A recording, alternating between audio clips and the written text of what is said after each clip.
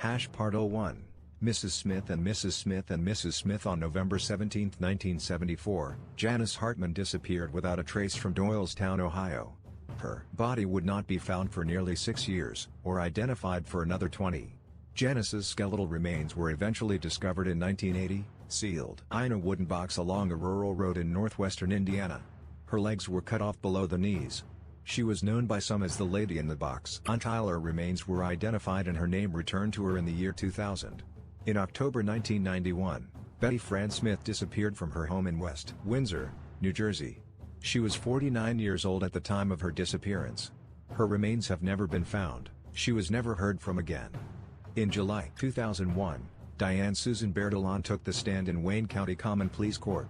She was there to testify for the prosecution in an aggravated murder trial. The defendant on trial was her husband, John David Smith III. This was John's third marriage. His first wife had been Janice Hartman, his second, Betty Fran Smith.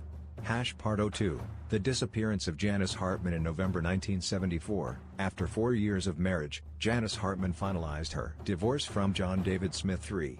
3 days later, she went missing. Janice and John were fresh out of high school, both aged 19, when they got married. After an elopement and a few years living in Detroit, the couple returned to settle in rural Ohio. Janice worked as a go-go dancer as well as a police informant about drug-related crimes. According to court documents, the couple's divorce was instigated after Janice suffered an alleged attempted rape. Janice's family feared for her safety during the marriage after noting bruising on her arms and face. Gary Hartman, Janice's brother, shared in interviews following her disappearance that the family remembered John as an odd duck and that the marriage had never made sense to them. He also referred to his sister's then-husband as a foul-mouthed, hot-tempered person. A missing persons report was filed by John 2 days after Janie's disappearance. In the missing persons report, John referred to Janice as his wife, rather than his ex-wife, and said he'd last seen her at the Sun Valley Inn, a local tavern.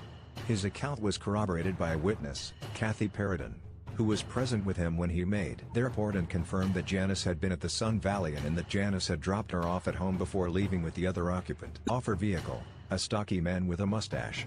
John reported that Janice was wearing her wedding and engagement rings and a diamond watch when he last saw her. He also claimed that, because her beloved Mustang car was parked at his trailer, despite having moved out several days earlier, she must have returned home in the early morning hours of November 18 and left before he woke. John's story about her whereabouts fluctuated wildly. 2002.